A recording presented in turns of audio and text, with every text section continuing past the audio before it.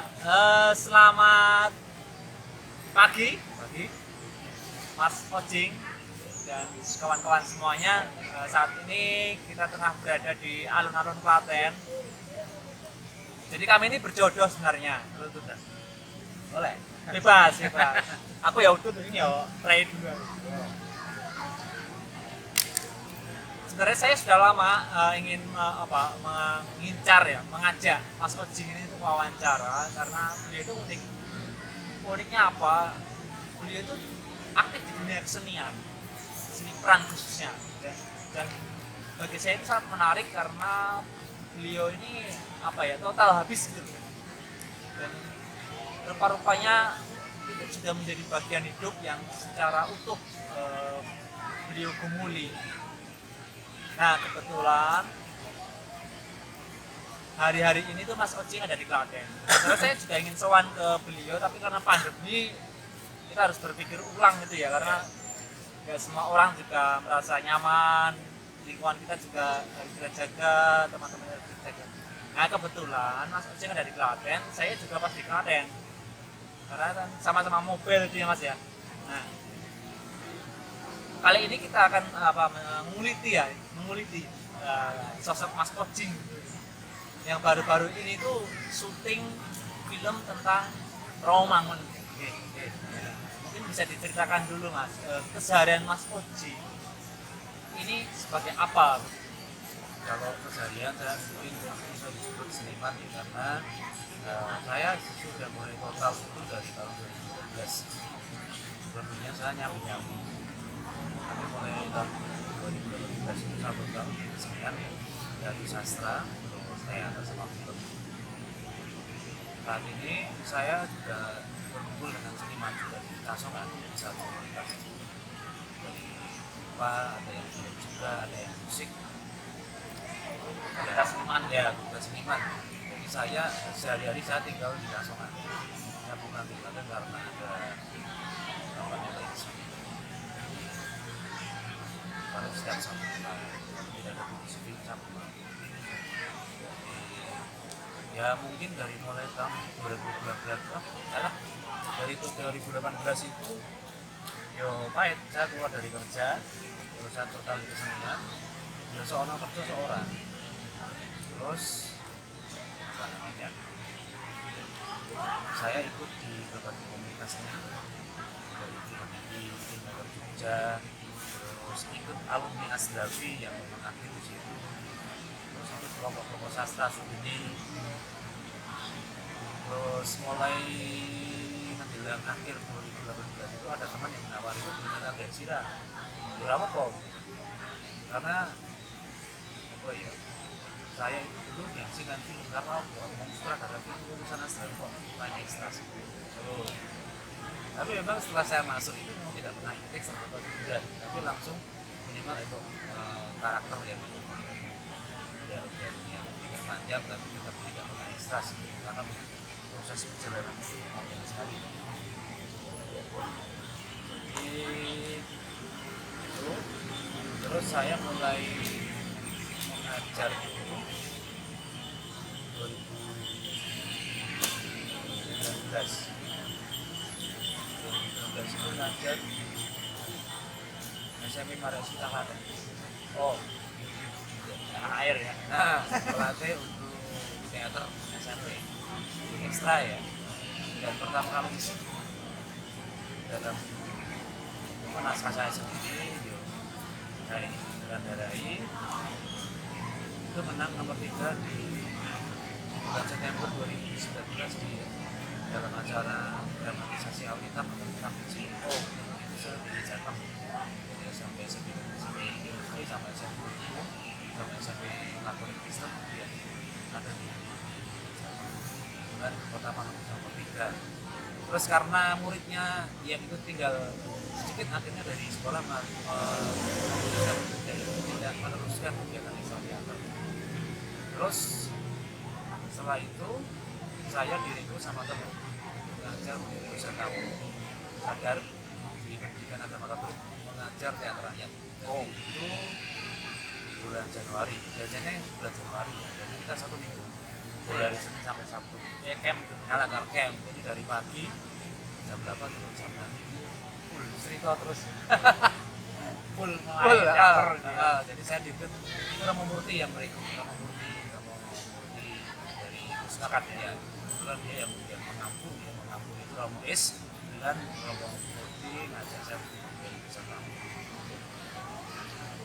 Itu awal ceritanya gimana Mas? Kok bisa-bisanya tertarik? Mungkin ada pemantik awalnya gitu. Mau terjun di dunia peran teater maupun film. Oh iya, aku pokoknya pengen bebas mas. Bebas. Jadi bebas nih terarah gitu. Jam itu kan dulu aku mau minderan. Oh, Saya sempat beneran. heeh. Jajar cewek ini aku percaya. jajar nenek. Jajar nenek. Jajar cewek ini aku bisa minder. Zaman SD. Berdek ya. Oh, zaman SD SMP loh. SMA Soloto. Nah, mungkin apa namanya? Aku merasa waktu ada Natalan di lingkungan saya di belakang jam ada sebelah namanya Surabaya. Itu kok saya ketika di jalan kok nyaman gitu. Setelah lalu saya lulus SMA ya tahun 92 kok nyaman gitu. Akhirnya ya saat saya kerja di Tangerang tahun 93 itu saya langsung gabung dengan teater Tangerang. Teater Tangerang. Dari situ saya kelanjutan teater. Jadi dari situ mulai membaca naskahnya Ari Kucing, terus apa namanya Rendra, Evan Najib, itu tokoh-tokoh teater dari saya samping yang barat-barat. Terus saya gabung teater di Tangerang itu tahun 93 mulai itu. Dari situ mulai kelanjutannya adalah bahwa saya pengen bisa banget berteater itu sampai di Jakarta pun latihan tak nyampe. Bayangkan dari Jakarta sampai Tangerang. Nah, satu Bolak balik ya. iya, padahal aku kerja dari pagi sampai sore ya. Kerja apa Mas? Pabrik, jadi di pabrik sepatu PT Nasa Tangerang. Ya. Di pabrik pun saya juga jadi penggarap teater, Oh. latih di situ juga. Dan di situ pertama kali saya mempelajari apa namanya kisah secara tulis kan ada komunikasi ya kalau Ya. dan itu dari pertama kali kisah secara tulis terus ada beberapa pentas-pentas acara Natal saya juga garap naskahnya yang berdiri juga. Itu saya musim puluh tahun. Oh, yang latih di sana Ya, ya. ada di sana. Oh.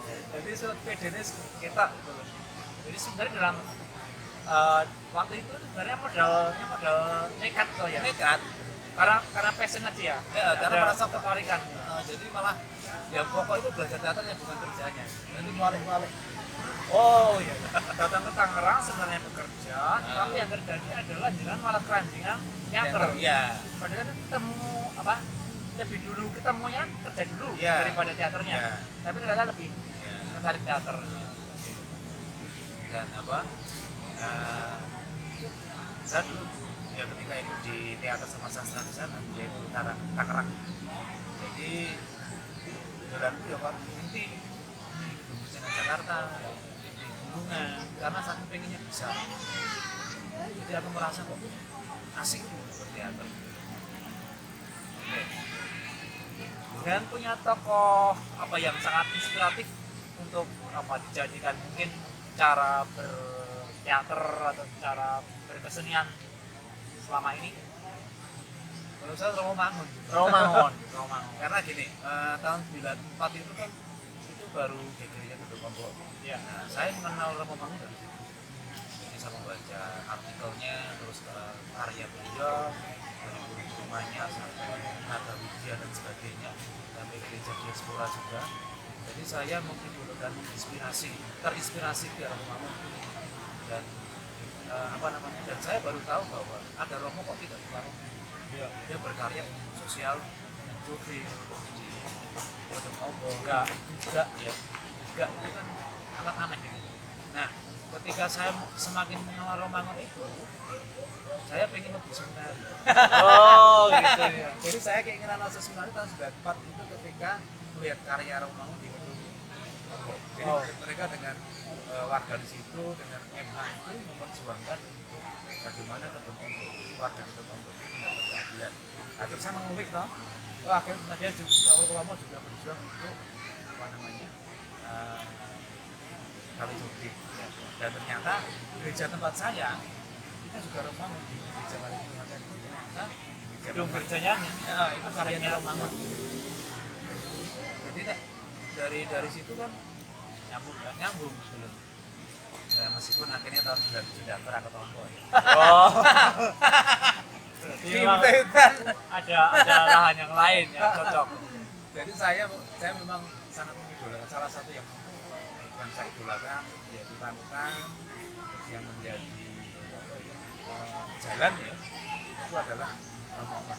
Tapi tentu yang menjadi inspirasi hidup adalah Susan Bunda Maria karena dia adalah sosok yang luar biasa sekali. Katolik banget. Katolik banget sih. Memang harus begitu. Apapun profesinya, panggilan kita ya Ya, figurnya ya dua itu. ya. Dan Maria adalah sosok yang luar biasa. Dan makanya kan ketika aku sombong itu lihat tidak banyak yang khusus. Makanya kan kasihnya proses itu ya. Di nggak jelas jalannya sampai mentua itu rabang kalau waktu karena ya setiap proses itu nggak pernah menghasilkan uang maksudnya ya orang-orang konten terus gitu sampai orang tua bilang gitu gue kerja bidang perantau dari mulai Tangerang, Jakarta, Jogja, Semarang itu oleh apa tau? Karena ngomong repot orang tua. Sampai begitu. Iya, jadi sampai bangga plus itu. Ya, dari perjalanan sebagai orang yang berkecimpung di dunia perang, Ya. itu hal menarik apa mas yang dijumpai di sana? Ya. Jadi apa ya di dalam kesenian dalam latihan itu saya juga bisa menginspirasi terus bisa katarsis juga bisa mencoba unek-unek tapi dengan karya itu bisa karya puisi saya juga pernah nyiptain lagu terus tulis naskah drama tulis cerpen Sebab bisa ya? ya jadi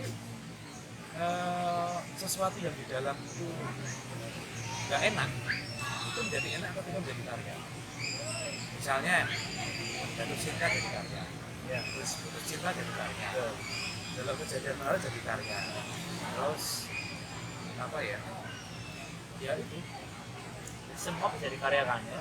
yang juga nek saya merasakan seniman kan mungkin dapatnya gini bahwa sesuatu itu benar-benar diungkapkan itu jadi sesuatu yang positif jadi orang tahu different ini yang menarik dalam kesenian itu adalah sesuatu yang kita rasakan itu tidak pernah dipendam akhirnya jadi karya itu yang pertama yang kedua adalah saya bisa bertemu dengan siapapun tanpa mengenal batas usia status kenal atau tidak itu biasa di dalam kesenian yang ketiga adalah dalam berteater itu saya bisa belajar tentang manusia bagaimana karakter, bagaimana sifatnya, bagaimana tingkat sosialnya terus yang keempat adalah dengan belajar berkesenian saya itu bisa lebih enak berserabung dengan siapapun saya pernah serabung dengan pelacur, dengan germo terus dengan tukang becak, dengan orang terkenal, dengan pastor, dengan seorang dosen tanpa ada jarak jadi enak-enak jadi benar-benar kita tuh manusia sama toh dan saya mengenal istilah memanusiakan manusia juga dari beliau Romo Yusuf Wiliarto Mangunwijaya dan saking dulu pengen masuk seminari saya sering nyekar ya di Kendungan sampai saya bilang kita restu untuk meneruskan perjuangan dan karya-karya kayak gini orang masa dibantu kalau memang saya bisa ya masuk seminari kalau saya nggak bisa ya berjuang di dunia seni yang sama jadi kayak dulu saya sering nyekar itu kadang kalau ngomong tak ngobrol Makamnya itu. di makamnya itu beberapa tahun yang lalu ya ketika saya masih benar-benar berteater sama kerja sambutan Ya. Menarik ya. Jadi berliku-liku ya. Berliku-liku. Tetapi akhirnya menemukan Ya. dan itu hidup sungguh-sungguh gitu ya. Mas Ojing ini kan berteater atau main film atau berkarya di dunia seni peran itu kan tidak semua orang bisa ya. ya. Sebenarnya apa sih yang dibutuhkan atau skill apa yang mesti disiapkan seseorang supaya dia tuh bisa berkecimpung di dunia seperti itu? Yang pertama dia harus mencintai dunia itu bahwa kalau kita mencintai sesuatu yang kita tekuni kita melakukan sesuatu dengan ikhlas kayak misalnya pacaran itu Betul. Misalnya ada benar-benar sayang karo pasangan kita kan apapun dilakukan dengan ikhlas hati. Itu yang pertama. Yang kedua adalah dia harus punya rasa percaya diri yang tinggi. Nah, rasa percaya diri itu memang itu tidak tiba-tiba. Kan saya tadi pernah bilang ke jenengan bahwa saya itu dulu sama teman-teman Jogja seniman, khususnya teater sama seni itu pasti seni performan art. Kadang tak cat awakku, terus kita hanya pakai celana dalam, jalan-jalan di mana pun sambil joget, dan itu berulang kali. Kadang dicat pakai lumpur, kadang dicat pakai body painting, dan itu menjadi sesuatu bagian dari proses bagaimana saya bisa menjiwai dan merasa percaya diri. Terus yang berikutnya adalah kita memang harus banyak referensi. Jadi seniman itu harus cerdas. Ya. Jadi Literatur kuat ya. Saya juga membaca filsafat tentang filsafat, psikologi, sosial, politik. Bukan saya pengen seperti itu, tapi paling tidak ketika referensi banyak, itu kan untuk menulis, untuk kita menjadi aktor atau sutradara punya Perspektif, kayak perspektif dan besar, dan juga kita bisa menjelaskan. Dan yang dibutuhkan seniman adalah dia itu harus memang senang dolan. Karena dari dolan itu kan bisa ketemu kejadian apapun gitu. Yang bisa menjadikan itu sebagai ide, baik di dalam penulisan, dalam sutradara maupun dalam keaktoran dan film maupun perjalanan. Itu sih yang mungkin yang saya alami selama ini. Oke, menarik ya. Kemudian ini Mas, tidak lancar-lancar aja ya, kadang ada hambatan, ada tantangan yang kira-kira itu kadang seseorang tuh patah semangat. Nah Mas Ocing pernah nggak mengalami suatu titik terendah dalam dunia peran gitu ya, sehingga Mas Ocing berpikir ulang, apakah ini sebenarnya panggilanku atau memang saya harus berhenti di sini? Pernah seperti itu. Jadi saya itu di Jogja karena sampingnya tidak ingin terikat dengan siapapun itu, karena berteater itu kan tidak menghasilkan secara materi ya. Kadang iya ketika kita ngajar, ketika kita main film, tapi untuk keseharian itu saya itu punya usaha. Itu usaha dari Simbah, dari yang saya yang di Papua Alaman itu, usaha buat sepatu standar kulit sama reparasi Sepatu kulit. Sama reparasi. Kan dulu di rumah di Jogja ya nekunin itu. Karena ya untuk menjadi bebas, tidak terikat ya tapi ya aku kira disiplin dalam kerja karena latihan teater atau film 1 bulan tak tinggal. Jadi sempat frustasi juga bahwa kok teater tidak bisa membuat saya menjadi apa-apa. Sampai kadang gua kan mikir toh, teater itu masa depannya piye. Jadi nek wong wedok cedhak aku seneng, nek itu serius mesti ya agak mikir. Oh iya. Itu salah satu yang menjadi kendala saya pengen mundur gitu. Tapi tetap ketika saya sudah jenuh ya, sudah puncak frustasi, saya pulang Klaten. Bapak dan saya nggak mau kerja apa-apa. Dolan dulu madang itu selama sebulan. Karena mungkin saya juga tidak berbuat apa-apa, lama-lama uang gitu ya entek, akhirnya saya bekerja. Nah, dari pengalaman bersepatu itu saya kerja di tempat teman. Itu Pak Sutol Klaten. Jadi itu yang menampung saya untuk bekerja. Ya karena teman langsung ketemu kan, saya punya basic di Jogja itu. Tapi juga nggak lama, ketika ada berteater, ada film tak tinggal. Terus karena nggak enak dengan teman kan saya buka sendiri di tempat buka Solo sepatu atau reparasi sepatu di depan Stadion Klaten. Dulu sebelum dibangun sekarang ini. Nah itu yang menjadi titik balik ya, saya benar-benar frustasi itu. Jadi sudah berisengnya kan Jogja sudah. Nah tiba-tiba saya melihat teman-teman saya di Jogja, dosen saya dulu kok pentas dini main iki, waduh tergerak lagi. Jadi, nah terus saya ketemu teman yang sama-sama berjualan, dia berjualan sepatu, berjualan barang-barang bekas atau antik itu di depan Stadion Klaten. Nah sekarang itu namanya Mas Gampang, itu ikut di tempatnya Mas Bambang Laras, dia ngobrol. Ketika sering panjang lebar, dia ngomong ke saya, bro itu jadi kelebihan lah ngopo kowe ora ngejane baru itu duniamu nang kono lah oh masa kowe seniman gak sak ndak bukan terus sepatu ora aku nyawangi masalah itu wis balik nang Jogja duniamu nang kono jadi yang membuat saya menjadi balik Jogja lagi itu adalah ya, karena sharing dengan Mas Gampang. Nah, sekarang jadi kasusnya Mas Gampang Laras. Mungkin jangan ngerti ya.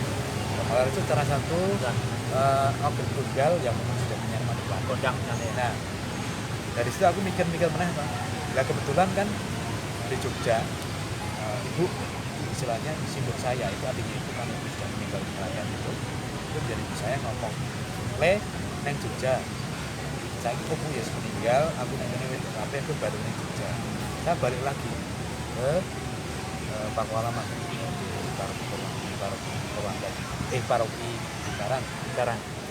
Saya balik lagi saya membantu usaha beliau terus saya tetap berkesenian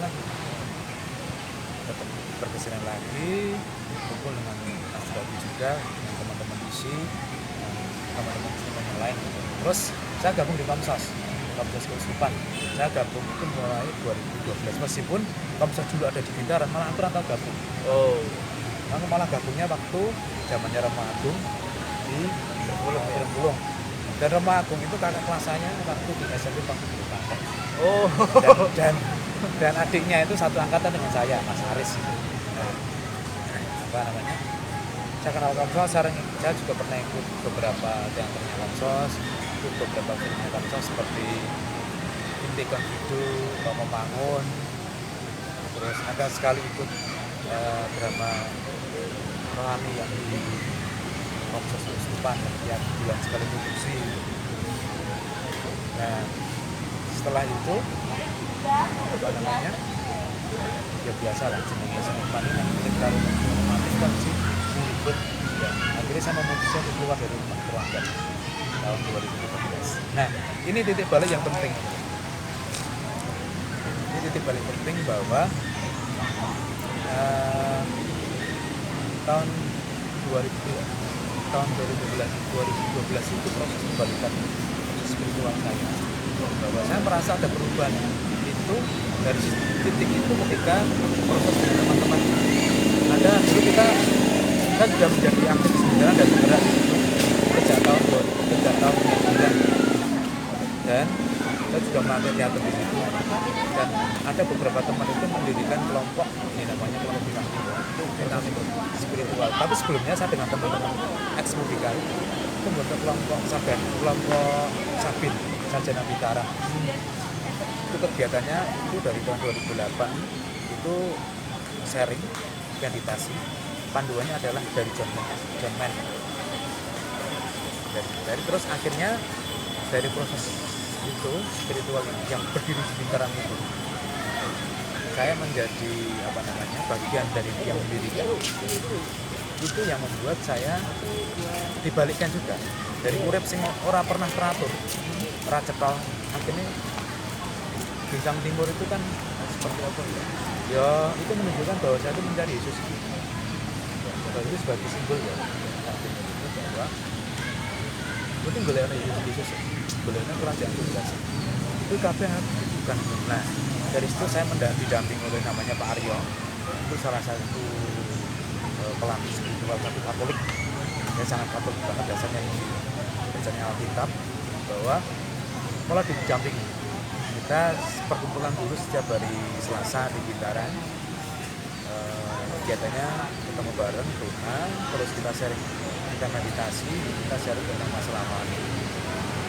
nah dari situ ada beberapa yang membuat memang gue pengen jalan Yesus itu ya sih ya gue dan bisa sesering mungkin terus doa ning atau meditasi terus kamu juga mengaku juga sesering mungkin taruh ya gue nak jadi seperti itu seperti jalan salib dengan cara nah proses itu yang membalikkan saya menjadi lebih baik bahwa ternyata benar bahwa boleh rata dalam musik dalamnya mesti harus dibuka dan itu memang saya alami sendiri proses kembali dan saya merasa pribadi saya diubah terus akhirnya proses pola pikir diubah dan urip menjadi lebih enak karena ono bintang timur kayak terang gitu ya mesti nakalnya sewana ya nakalnya sewana tapi ada arah gitu loh. Saya Lebih jelas itu lebih ya? jelas gitu loh jelas itu sih. Jadi titik balik itu mengantarkan Mas Ojing itu menjadi semakin yakin, Ya. semakin mantap ya, Ya menggumuli dunia Ya. seni peran. ya Bahkan selain acting, sutradara, penulis naskah, juga mengajar Ya, di ngajar. teater dan Iya. seni peran kampus di sekolah SMA sekolah-sekolah apa kampus. SMP ya Menarik ya. Jadi ini semakin dihidupi sungguh-sungguh gitu ya. sampai ya Silakan. Baik Mas Ojing, ini kita fokus ke Romo Mangun ya tentang ya, film ya, itu. oke, siap, ya. Itu sebenarnya film itu idenya dari mana bisa diproduksi? Jadi film itu produksi dari Lumbung Jakarta. Lumbung Film Jakarta. PH-nya itu Mas Sergius Tambo itu saudaranya juga produser di film itu. Jadi ini mulai dari mana sih? Tentang apa? Tentang produksi. Nah, saya itu tidak pernah mengira saya itu jadi Romo Mangun. Karena sebelum saya ikut Romo Mangun ini, saya kan juga sudah ada proses rutin di kampus Astra. SK sebelumnya sudah tidak ada, tapi kita kumpul alumni itu setiap hari kampus itu memproduksi apa namanya film di YouTube. Nah, saya tidak punya gambaran bahwa saya itu akan jadi Romo Mangun karena proses saya adalah proses saat itu kan gini. Selasa malam itu hari meeting di Astra untuk mempersiapkan produksi hari Kamis. Nah, jam Selasa malam itu saya ditelepon salah satu casting di Jogja ya, Ojek untuk casting dari Rabu tanggal 4 kita saat itu tanggal 3 malam jam 11 malam. Terus tanggal 4 itu saya ikut casting dan kok diterima ini terima bingung ya ini piye padahal besok itu saya juga akan syuting akhirnya rame nak tau karena konco kan saya menghubungi produser atau pimpronya namanya Pak Kojel gitu. Itu salah satu seniman, salah satu aktor Jogja juga dan juga wartawan KR ya. Itu menjadi pimpro untuk produksi kami jadi production. Nah, kita ada lagi piye bos aku ini malah ketemu dari Romo Mangun ini. Nah, terserah. Kowe bro, monggo aja bos. Berapa ini? Ya demi karir kamu kalau langkahmu ke depan ya monggo gitu. Akhirnya Gowo akhirnya. Nah, akhirnya saya kan saya tidak main di situ. Saya bagian artistik gitu. Saya membantu teman saya namanya Marcos gitu. Dia juga aktivis mountain juga aktivis kerja migran. Bro, aku ini malah terjadi uang aku mungkin bisa syuting. Ya wis ra apa-apa, yang penting gue bantu aku masih menyiapkan. Jadi hari Rabu siang. Saya kan lolos dan tidaknya itu kan hari Rabu jam 2 siang. Saya mulai jam 3 sore itu menyiapkan untuk produksi besok sampai jam 9 malam. Ketika selesai, kita balik Klaten karena nggak kelambi. Oh. Saya balik Klaten sampai jam 10 malam sampai mempersiapkan. Jam 5 pagi saya berangkat dari Klaten untuk menuju base camp-nya di daerah Pademan, Kidul Wijilan, di rumah yang Pademan. Nah, jadi proses cepat sekali. Saya diberitahu casting itu hari Selasa. Rabu tanggal 4 saya casting, 4 Oktober itu saya casting dan lolos. Tanggal 5 itu saya syuting. Langsung ya? Nah, jadi ketika lolos itu saya juga diberitahu sama Mas Sergi ya, Bang sama Sergi itu yang saudaranya dan juga produser. Dan film ini kan difasilitasi oleh bidang budaya Kemendikbud RI. Jadi Mas Sergi itu mungkin mengajukan proposal dengan film tentang Romo itu, akhirnya dan berhasil dan dibiayai semuanya oleh itu. Nah, dari proses itu dia bilang, Mas, saya pengen Mas Johannes itu tidak acting. Mas Ojek itu atau Mas Yohanes itu harus benar-benar ke Romangun. Dan dia wah siap lah.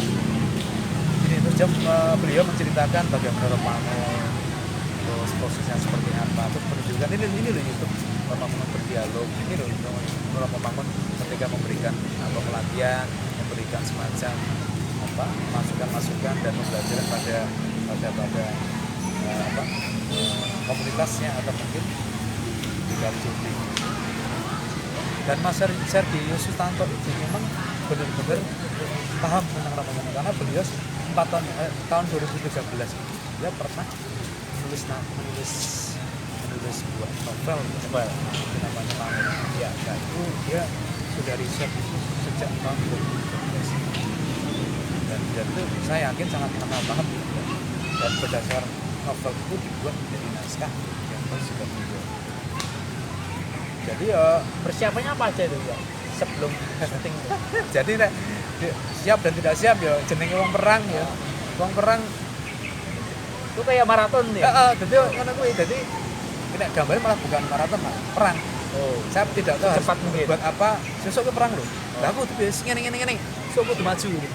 Nah istilahnya kan wis ya karena saya sudah mengidolakan mengenal Romangun dari karyanya. Terus saya dulu sering nyekar di makamnya, sering dialog batin dengan beliau. Akhirnya cepat mengerti. Yang tak siapkan adalah pertama secara batin, kedua adalah saya menyiapkan dengan artikel-artikel di mana di internet. Saya googling itu tentang Romangun, itu tentang Romangun. Saya mempelajari bagaimana dialog, bagaimana dia ngomong, bagaimana diskusinya.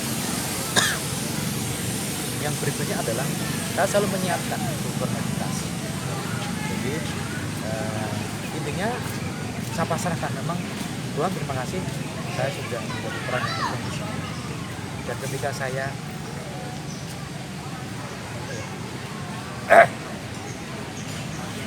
saya menyebut Romo, dia mana nih? Romo, saya mau restu tokoh kita, dan supaya karya kita itu bisa dikenal oleh banyak orang. Jadi setiap saya meditasi itu saya nangis. Jadi saya tidak tahu kenapa ketika saya menyebut Romo untuk memerankan beliau, saya selalu menangis itu sesenguan gitu. Kita tahan wawancara tuh. Itu apa sih? Jadi los aja. Nggak tahu ketika itu apa namanya wongis apa ya soalnya ya aku Romangun gitu, bukan ojek lagi gitu. Ya ketika orang melihat saya pas acting itu sudah berkarakter banget gitu. Ini Romangun banget dari mulai wajahnya, dari ekspresinya, diam sudah Romangun gitu. Nah itu jadi ya makanya kalau melihat saya di Romangun karo keseharian ini lebih betul banget. Kalau bisa diurakan apa anane, tapi kalau di Romangun kan tenang, kalem, lebih ternata. Ora tau misuh ya. Kalau saya biasanya rata kan misuh. Ya. jadi apa ya menarik itu bagi saya, pasrah ke Gusti aja bahwa kalau saya memang seperti ini berarti Tuhan mengizinkan. Ya. Jadi supaya apapun yang terjadi semua itu bukan karya saya pribadi, tapi karena Tuhan itu berdaya. Terus Romo Mangun juga merestui bahwa saya memerankan beliau. Jadi dari samping itu teman-teman yang luar biasa ya, dari teman-teman Asdrafi yang mendukung, terus dari bapak saya karena minta restu, dan bapak percaya aku nanti. Yang berikutnya adalah teman-teman dari Jakarta itu yang kru ya, kru film, sutradara seperti Mas Sergi sangat mendukung, sangat membantu. Terus Mas Raymondus itu juga sebagai astronaut sangat mendukung. Terus Kinto Aji itu adalah kameraman, istilahnya di DP-nya. Itu juga orang Nanggung, tapi bulannya di Kinto Aji. Jadi sangat baik. Jadi tim itu gabungan antara tim Jogja dan Jakarta. Dan suasana syuting kayak orang bulan dan benar-benar nyaman gitu di sana. Dan makanya kan kenapa saya bisa menjadi Romo itu Sebenarnya bukan karena saya sendiri, tapi karena itu kita ulang lagi bahwa ini memang Tuhan merestui saya, kalau memang merestui saya, teman-teman membantu saya, siapapun itu lah. Dan ketika benar-benar di film sudah jadi dan trailernya luar biasa itu tidak membuat saya menjadi sombong. Saya punya teladan menjadi sombong, tidak menjadi sombong. Tuhan Yesus sama tidak bahwa dua orang tokoh ini sangat luar biasa yang menjadi saya untuk tetap menjadi orang yang selalu sampai ini pesan saya mungkin itu terlalu panjang ya. Bagus, sangat sangat mendetil.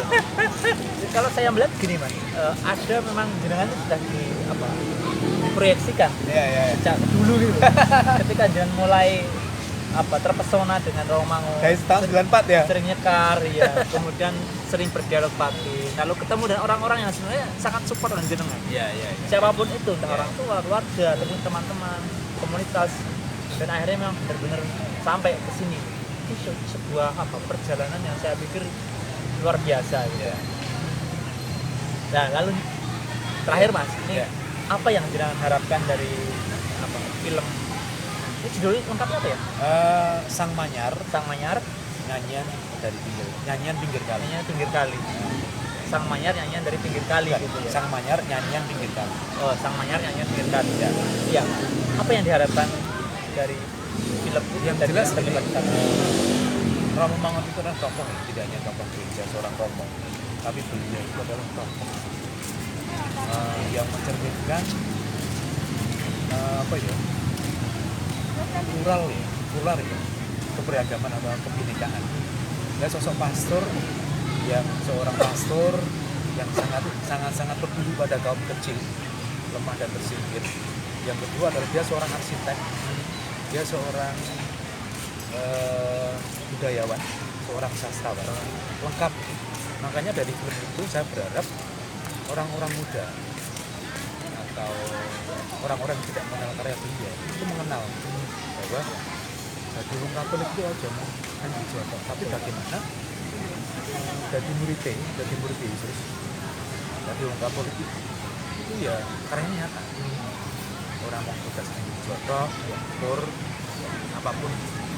Tapi itu bagus, tugas figur kita bagus, tapi paling tidak kita itu benar-benar bisa menjadi kayak lo Katolik, kayak lo murid Yesus dalam kehidupan nyata dan Seimbang itu ya? Seimbang, dan itu ditunjukkan dengan karya-karya Romangun. Dia seorang pastor yang berjuang untuk orang-orang yang tidak dianggap manusia di bantaran bukti, dan akhirnya orang-orang itu menjadi KTP dan diakui menjadi warga terbaik.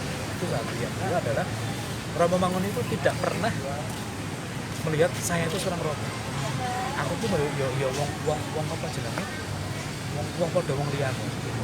Dan dia juga seorang cendekiawan. Dan ini yang menarik ya. Ini yang menarik buat saya adalah ketika ada adegan, dan ini nyata, itu adegan di Ansencil. Itu Romo Mangun itu ketemu dengan B.J. Habibie, salah satu menteri dan juga presiden. Itu ada dialog seperti ini. Mas Romo, kan dulu kan Romo Mangun dengan Habibie kan satu kampus di Ansencil, sama-sama belajar di sana ya. Saya itu pengen sembahyang, tapi kok di sini tidak ada masjid, Mas Romo. Kenapa begini? Saat itu Romo Mangun ada di dalam gereja dan berdoa.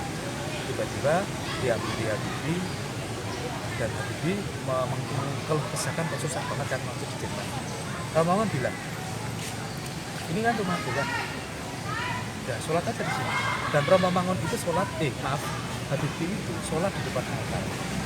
Dan adegannya ada ya, ada adegan Habibie itu sholat di depan altar gereja Ansencil. Itu menarik buat saya. Jadi di samping dia tokoh yang memang pastor dan akeh lah kawan. Dia juga sosok yang tidak memikirkan beribadah itu bisa dimanapun, Tidak dibatasi tempat. tidak dibatasi tempat. Jadi sangat mengerti sini bahwa supaya orang-orang yang belum mengenal Mangun itu bisa mengenal lebih dekat karya-karya baiknya. Terutama beliau berjuang untuk kaum miskin, lemah dan tertindas. Dan saya berharap kaum muda yang belum pernah mengenal karya beliau dan mengenal secara langsung bisa melihat dari film itu begitu dia berjuang mati-matian untuk rakyat di Joding, untuk penduduk atau warga di Joding, tidak mengenal apa-apa, tidak mengenal apa ya, maksudnya tidak mengenal aku oleh apa nanti kita memperjuangkan Joding. Dan itu sih harapan saya. Dan ini film sangat menarik dan harus ditonton ya. Ya. Baik. Itu Pak dirilis kapan? Rilisnya kemungkinan Desember ini di Jakarta ya. Terus untuk YouTube kemungkinan Januari ya. Baik, kita tunggu aja tayangan film tentang Rawamangun. ya. Burung Manyar, Sang Manyar, Sang Manyar, Nyanyian Pinggir Kali. Nyanyian Pinggir Kali. Produksi dari Lumbung Film Jakarta. Sutradaranya Mas Sergius Sutanto. Koastradanya Raimundus Asyawan. DOP atau penata kameranya adalah Bro Kinto Kaji. Selain produser adalah Hari Widi dan lain sebagainya ya, tentunya luar biasa sekali. Bahwa pokoknya tunggu saja ya, film yang menginspirasi. Itu adalah film dokudrama, jadi dokumenter dan drama. Jadi tidak murni dokumenter dan tidak murni drama. Campuran ya. Campuran. Kombinasi. Ya. Sangat asik ini. Dan memang saya yang memerankan sosok Rawamangun di film itu. Baik. Terima kasih Mas Oke. Ojik, Mas Mas- Rawamangun. Ya. Luar biasa sukses selalu. Ya, matur nuwun sudah diajak ngobrol. Ya. Moga-moga tetap setia Ya. dalam karya kerasulan di Amin. seni peran, Ye. bisa membawa berkat bagi setiap orang, menginspirasi banyak orang. Ya. Terima kasih. Ya. Sukses selalu. Ya, siap. Berkat dalam. Berkat dalam. Sampai jumpa. Matur nuwun, Jos. Mantap.